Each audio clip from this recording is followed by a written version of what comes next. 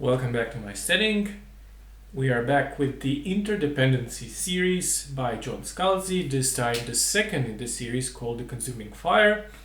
And last time we left her, the Emperor, the X is silent, Grayland II, has successfully foiled the attempted coup by the Nohama-Petan family, specifically by Nadashe Nohama-Petan.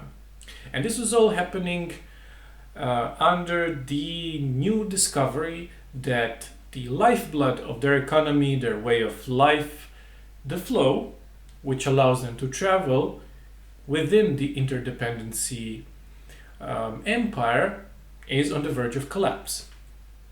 This time around, she is met with skepticism, and so is Marcel Clermont, the flow physicist, which arrived to the hub, to the central planet, to, share this discovery with the world and the Emperor.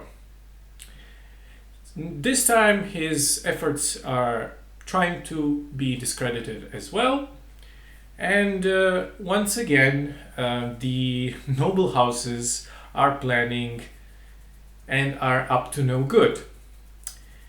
But Emperor has a few aces in her sleeve. Since she is functionally a head of the church, she uses that right to get a vision about the oncoming end. So the church gets involved. The Nohama-Petan family are still very much in the game. And all this is happening, and Kiva Lagos, the badass captain from the last book, is trying to navigate all of this, because when the treason of Nadashe was uncovered in the last book, she was put into the head position of managing some of the Nohama-Petan family business as a retribution. Now, what I expected? Well, I expected that there won't be a time skip, that the book will start immediately. I also expected that Earth will be mentioned in some capacity, or at least some new worlds we haven't visited, with the presumption that was posited in the last book that some flow ways might be reopened.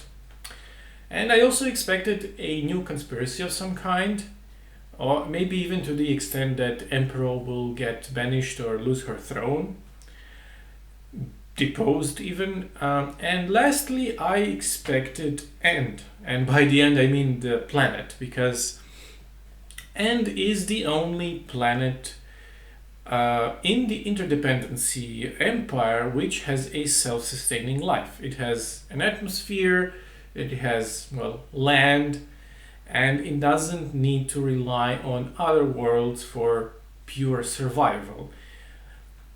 I expected to find out what happened to Marcy's father, who was left there, and Granny of the Nohama-Petan family, who through his own machinations and Nadashe's machinations has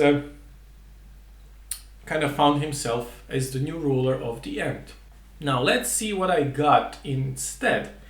Well, I did get a minor time skip, but I think in the grand scheme of things, it did not matter.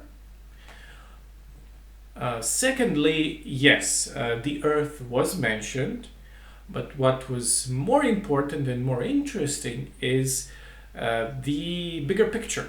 We find out that there were, or still are, three factions. One of which was the interdependency, which was then called the Free Planets. And the Free Planets sabotaged the flow and went out to form the interdependency. So now we know that aside from Earth, there was a faction of 20 or so planets called the Assembly, and the Assembly actually had a lot more planets that were self-sustainable. which paints a certain picture, because interdependency, the culture in it has formed in a way that people are so used to living on dead planets, under surface, or in huge domes. They don't see living on a planet that is self-sustaining as natural, as crazy as that sounds. Now we see why. There was a schism of sorts. And and lastly, I did not expect survivors on the planet that was cut off from when the last flow shift happened, which was, if I remember correctly, something like 800 years ago. What I liked? Well, in the last book, I mentioned that the characters were enjoyable archetypes. The characters were always there, but this time they are more people than archetypes. Like Emperor, she has her doubts, but she's charming and she's awkward with her emerging romantic feelings towards Marse. And Marse, on the other hand, also gets a much more interesting aspect to his character. He befriends a disgraced scientist whose work was used to, evil is cartoonishly, but she was used by the Nohamapetan family for nefarious means. So even though she was a very capable scientist, when the treason was uncovered, she has found herself out of favor. He befriends her, and thanks to her, two of them together, they uncover very important things for the plot, like uncovering a sentient ship from the assembly. They uncover the abandoned people, and a lot more. Lastly, we have Kiva. Kiva was a very entertaining character, a bit ruthless character, but this time around she actually has some empathy. She falls in love with a woman who was working once again for the dreaded Nohamapetan family, and all of this, of course, while kicking major ass in the process. And what I like about her, she is a badass female character, but as physically capable as she is, the good amount of her badassness, if that's even a word, comes from her confidence. She's very smart, sees through people. She's a great judge of character, and she's able to navigate the cutthroat nature of her world. Speaking of things I didn't care for, while Kiva may be probably my favorite character in the series thus far, in the previous book she was a character who dropped F-bombs left and right, but in the previous book it gave her an air of confidence. Not unlike Avasarala from the Expanse series, which is another character that I adore. Avasarala is my favorite character in the Expanse. This time around, I think it was comically overused, overexposed. She could not utter a line of dialogue without dropping an F-bomb. And I'm not prude. I like potty-mouthed characters who cuss left and right, but this time it was just maybe too comical and might have toned it down a bit. But that's a very minor complaint, and there's pretty much nothing else that I disliked. So let's move on to predictions for the next book. Thomas Reynolds Chenevert.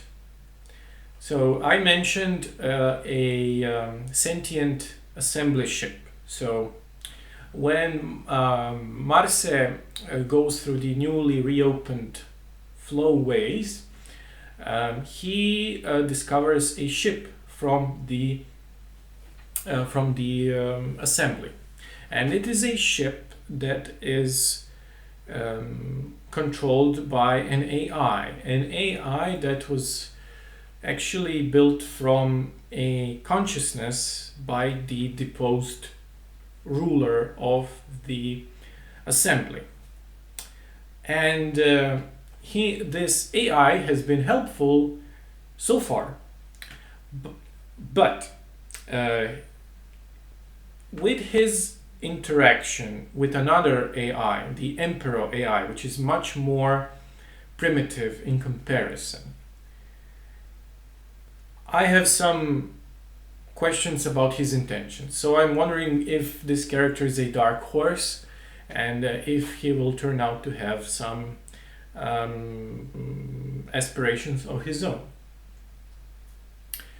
And lastly, my verdict for this.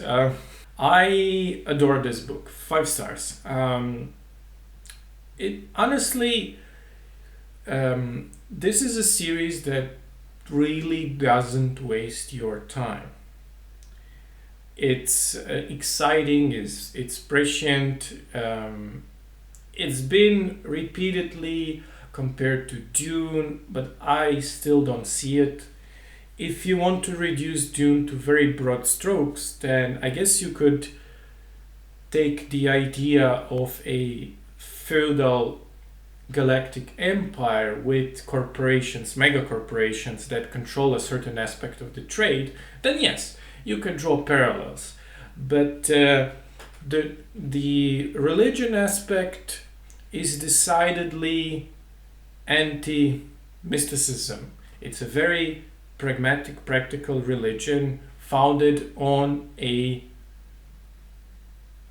lie. Convenient lie, but a lie.